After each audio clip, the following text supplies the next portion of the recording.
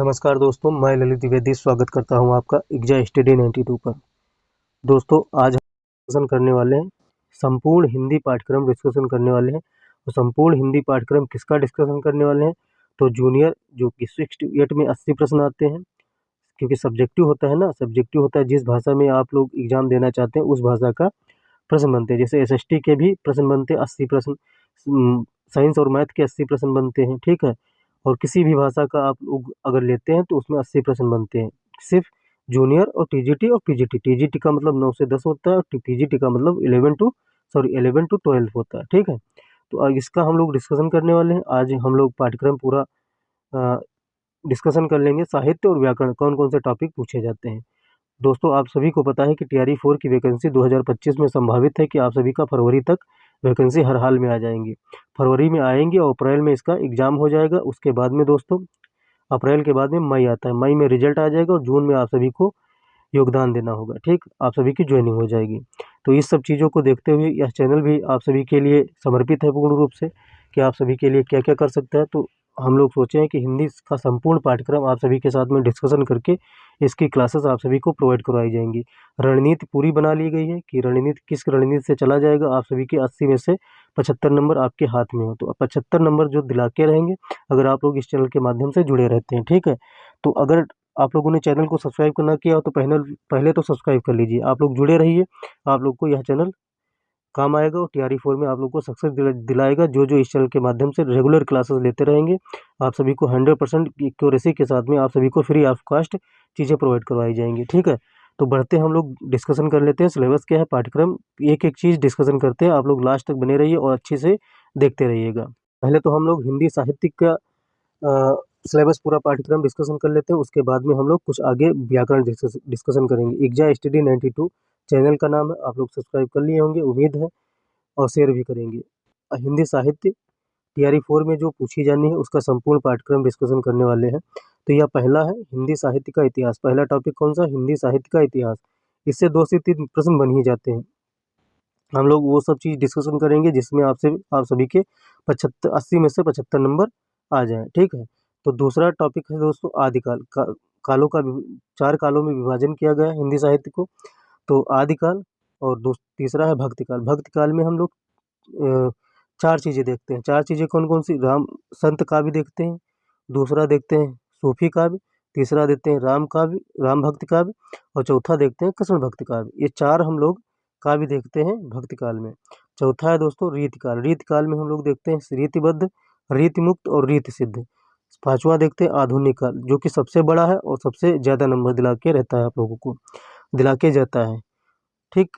तो इसमें कौन-कौन से टॉपिक है? 6 टॉपिक हैं। भारतेंदु युग है, द्विवेदी युग है और छायावादी युग है। चौथा है दोस्तों प्रगतिवाद और पाँचवा है प्रयोगवाद, छठा है नई कविता। यह 6 टॉपिक आप लोग को 5 से 6 प्रश्न दिला के जाते हैं हर हाल में, ठीक है। आधुनिक काल से प्रश्न अच्छे खासे बन जाते हैं हिंदी साहित्य में। अगला है छठा टॉपिक है हिंदी गद्य साहित्य का इतिहास या विकास। हिंदी गद्य साहित्य का इतिहास या विकास, कुछ भी कह लीजिए, लेकिन इसमें टॉपिक बनते हैं ज़्यादा। निबंध बनता है, नाटक एवं एकांकी बनता है, कहानी से प्रश्न बन जाते हैं, उपन्यास से तो प्रश्न बनते ही बनते हैं, जीवनी से बनते हैं, आत्मकथा से बनते हैं प्रश्न, संस्मरण एवं रेखाचित्र भी देखते हैं इसी में हिंदी गद्य साहित्य का इतिहास में। रिपोर्टाज, इंटरव्यू, यात्रा वृत्तांत और गद्य का भी देखते हैं और व्यंग देखते हैं, ठीक है। इतने सारे टॉपिक हम लोग देखते हैं हिंदी गद्य साहित्य के इतिहास में।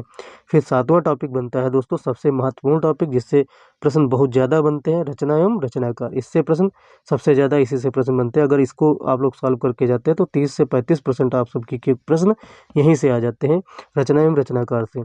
काव्य शास्त्र, काव्य शास्त्र में हम लोग 3 चीज़ें देखते हैं। पहला देखते हैं शब्द शक्ति। शब्द शक्ति में अविद्या, लक्षणा, व्यंजना, ऐसे ही शब्द शक्ति देखते हैं। फिर काव्य दोष आ जाता है और काव्य गुण। ये 3 टॉपिक हम लोग देखते हैं काव्य शास्त्र में, ठीक।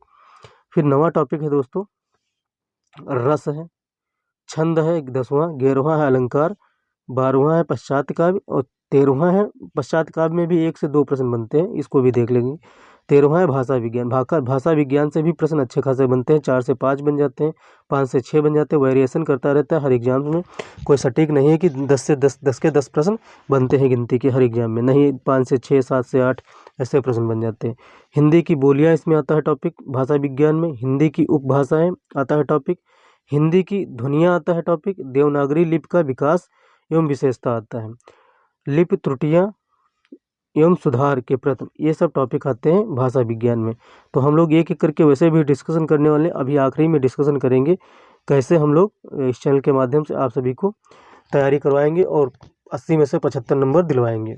ठीक, पत्र एवं पत्रिका, गद्यांश देखेंगे, पद्यांश देखेंगे, विविध देखेंगे, व्याकरण देखें। व्याकरण में पोर्शन अलग से है तो इसको इसीलिए इसमें डिस्कशन नहीं किया गया। यह चैनल है exam study 92 exam journey booster. ठीक है, शेयर कर दीजिए, सब्सक्राइब कर लीजिए, बेल आइकन को ऑन कर लीजिए। आप लोगों से निवेदन ही नहीं, बहुत बड़ा निवेदन है, क्योंकि आप लोगों के काम ज़िंदगी भर आने वाला है चैनल में। व्याकरण में कौन कौन से टॉपिक आते हैं, 24-25 टॉपिक बनते हैं, तो वह लोग हम लोग डिस्कशन कर लेते हैं, फिर डिस्कशन करेंगे कैसे हम लोग तैयारी करेंगे। इसमें संज्ञा पहले देख लेते हैं, दूसरा सर्वनाम देख लेते हैं, तीसरा क्रिया है, चौथा विशेषण एवं विशेष है, पाँचवा वर्तनी है, छठा समास है, सातवां संधि है, आठवां लिंग है और नौवां कारक है, और 10वां दोस्तों है विराम चिन्ह, और 11वां है अव्यय। ठीक है, 5वां है वाच्य प्रत्यय है, ठीक है, सॉरी वाच्य है, और 13वां प्रत्यय है, 14वां उपसर्ग है, 15वां पर्यायवाची है, विलोम है 16वां, और 17वां है त्रुटि एवं संभिन्नार्थक शब्द, 18वां अनेकार्थक शब्द, और 19वां वाक्यांश के लिए एक शब्द। ठीक है, वाक्यांशों के लिए एक शब्द। 20वां है लोकोक्तियाँ एवं मुहावरे। ठीक है, 21वां है शब्द रूप, और 22वां है वाक्य शुद्ध, और 23वां है वाक्य रचना 23वां टॉपिक है, और 24वां टॉपिक वचन है। एक टॉपिक 2 टॉपिक जो छूट रहे हैं तो वो ज़्यादा विशेष इंपॉर्टेंट नहीं, लेकिन उनको भी हम लोग कवर करेंगे।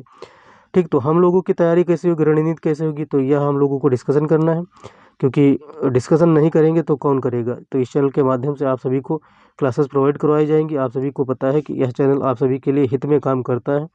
तो पहले हम लोग डिस्कशन करेंगे साहित्य के लिए, हिंदी साहित्य के इतिहास के लिए, हिंदी साहित्य और प्लस ग्रामर। व्याकरण हम लोग बाद में स्टार्ट करेंगे, क्योंकि व्याकरण थोड़ी इजी पड़ जाती हो, मैक्सिमम 15 से 20 दिन में यह कंप्लीट हो जाएगी। हिंदी साहित्य बहुत टफ पड़ता है, हिंदी साहित्य ना याद होता है ना दिमाग में रुकता है। तो इसमें हम लोग पहले तो PYQ से स्टार्ट करेंगे। जितने भी PGT के किसी भी एग्जाम में हिंदी से संबंधित, हिंदी साहित्य से संबंधित प्रश्न पूछा गया है, PYQ हम लोग स्टार्ट करके PYQ ख़त्म करेंगे। ठीक है, PYQ ख़त्म करने के बाद में दोस्तों पहला टॉपिक हिंदी साहित्य का इतिहास, हिंदी साहित्य के बारे में समझ रहे हैं। पहला हम लोग PYQ कंप्लीट करेंगे। दूसरा दोस्तों, पहले PYQ कंप्लीट कर लिए, फिर PYQ ग्रामर भी कंप्लीट कर लेंगे। ठीक, PYQ वे इतने इंपॉर्टेंट हैं कि मैं पीछे प्रीवियस ईयर के सारे जितने TRE के प्रश्न हुए हैं मैंने देखा तो सारे PYQ से संबंधित प्रश्न थे। तो PYQ हम लोग डिस्कशन करने पर जोर देंगे। PYQ के कम से कम आप लोग को 1 से 1.5 घंटे की क्लासेस तक मिलने वाली हैं। ठीक, PYQ पूरे एक एक प्रश्न डिस्कशन करेंगे हम लोग, और उसमें कोई कमी नहीं छोड़ी जाएगी। अब रही व्याकरण की बात। व्याकरण में जितने भी एग्जाम से पूछे गए हैं PYQ, तो PYQ हम लोग इस चैनल के माध्यम से चलाएंगे। और आप लोग अगर इतना ही कर लेते हैं तो आप लोगों को मोर देन सफिशिएंट रहेगा। लेकिन हम लोग अलग अलग प्रैक्टिस सेट चलाएंगे। 6 to 8 के पहले प्रैक्टिस सेट चलाएंगे। क्या चलाएंगे? Practice set. ठीक, फिर 9 to 10 practice set alternate day पर आएंगे। ये पहले आ गया 6 to 8, फिर आएगा 9 to 10, फिर आएगा 11 to 12 प्रैक्टिस सेट। ये तीनों प्रैक्टिस सेट हफ्ते भर चलते रहेंगे। ठीक है, एक दिन यह आएगा, एक दिन यह आएगा, एक दिन यह आएगा, तो तीनों सेट चलते रहेंगे।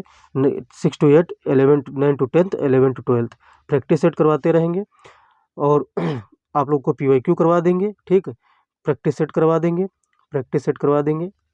ठीक है, फिर उसके बाद में ये सब हो जाएगा तो उसके बाद में हम लोग नोट्स स्टार्ट करेंगे, नोट्स पढ़ना स्टार्ट करेंगे। मोस्ट इंपॉर्टेंट नोट्स होते हैं, रिवीजन के पर्पज़ से स्टार्ट करेंगे। किसके? रिवीजन के पर्पज़ से स्टार्ट करेंगे। हालांकि आप सभी अगर सीरियस छात्र और छात्राएं होंगे, भाई और बहन होंगे, तो आप लोग कहीं ना कहीं से कोचिंग ज्वाइन किए होंगे और आप लोग कहीं ना कहीं से पढ़ ही रहे होंगे।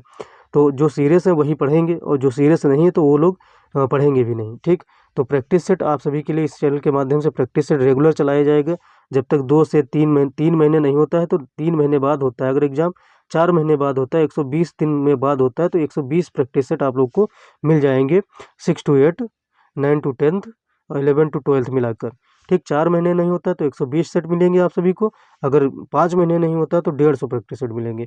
तो प्रैक्टिस सेट की कमी नहीं आएगी इस चैनल पर, आप सभी को प्रैक्टिस सेट मिलते रहेंगे कंटिन्यू। तो आप लोग इस चैनल पर जुड़ सकते हैं, जुड़ने के साथ साथ में इसको शेयर भी कर दीजिए, ठीक है। जुड़ने के साथ में आप लोग शेयर भी कर दीजिए। तो आप लोगों से निवेदन है कि आप लोग इसको पसंद करेंगे और आप लोग शेयर भी करेंगे और सब्सक्राइब भी चैनल को करेंगे। दोस्तों आप लोगों के बहुत काम आने वाला है चैनल या, और आज नहीं तो कल, क्योंकि डिजिटल मोड बोर्ड नहीं है, नहीं तो मैथ्स की क्लासेस आप लोग को, रीजनिंग की क्लासेस प्रोवाइड होने लगती है और सभी धड़ल्ले से चल रही होती है क्लासेस। लेकिन थोड़ा आप लोग समझते ही हैं, ज़मीन से उठने के बाद में अगर कोई छात्र और छात्राओं के साथ में इतना कर सकता है कि POQ सारे स्टार्ट करके आप लोगों को तक कंप्लीट करवाया जाए, तो बहुत बड़ी बात होती है। जैसे हम लोग PPT नहीं बना पाते हैं, PPT अभी नहीं बना पाते हैं, मतलब बना लेते हैं, हम तो बना लेते हैं PPT, लेकिन जिस गजट से पढ़ाते हैं उस पर PPT पढ़ाना एक बनता नहीं कि PPT पढ़ाएं फिर उसके बाद बनाएं फिर उसके बाद में आप लोगों को PPT तक पहुंचाएं।